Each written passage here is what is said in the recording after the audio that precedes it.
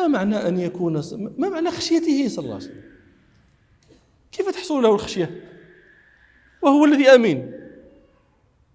غفر الله له ما تقدم من ذنبه وتأخر، فإن أي شيء تكون خشيته. أليس نتلو مما نتلو من القرآن؟ إنا فتحنا لك فتحا مبينا ليغفر لك الله ما تقدم من ذنبك وما تأخر ويتم نعمته عليك. هو صلى الله عليه وسلم أخبره جبريل بذلك عن ربه، ونحن نتلوه في محاربنا وفي صلواتنا. فمن أين الخشية؟ ما الذي يخشاه النبي صلى الله عليه وسلم؟ لماذا يخشى وهو الآمن؟ هذا الجواب أن الخشية نوعان: خشية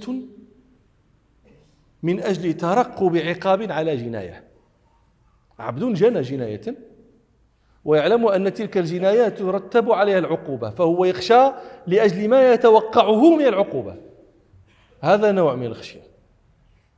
والخشية الأخرى، النوع الثاني، هو الخشية بسبب معرفة هذا الذي يخشى من غير توقع عقاب منه، وهذه خشية الأنبياء. الأنبياء آمنون من العقاب، أمنهم ربهم بإخباره لهم بذلك، ولكن لماذا يخشون؟ لأنهم يعلمون هذا الذي يخشى.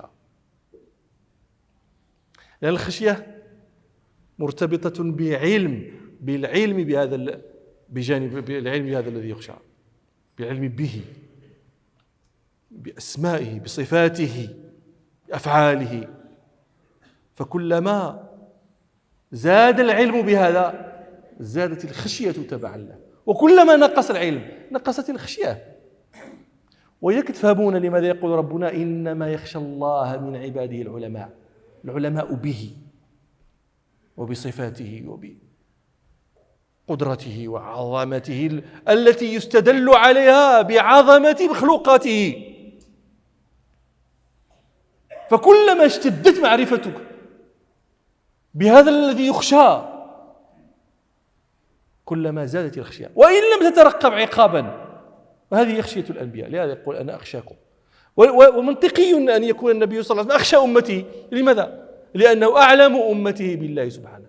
لما كان أعلم الأمة بربه كان أخشى الناس لربه.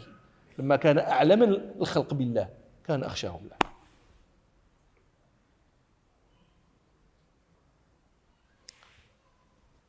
ولذلك هذا المعصية إنما يبعث عليها عدم الخشية، وعدم الخشية يبعث عليها عدم العلم بالله. عدم العلم بالله. ونسأل الله سبحانه أن يزيل عنا الجهل به، وأن يرزقنا العلم به الذي يكون ثمرته خشيته.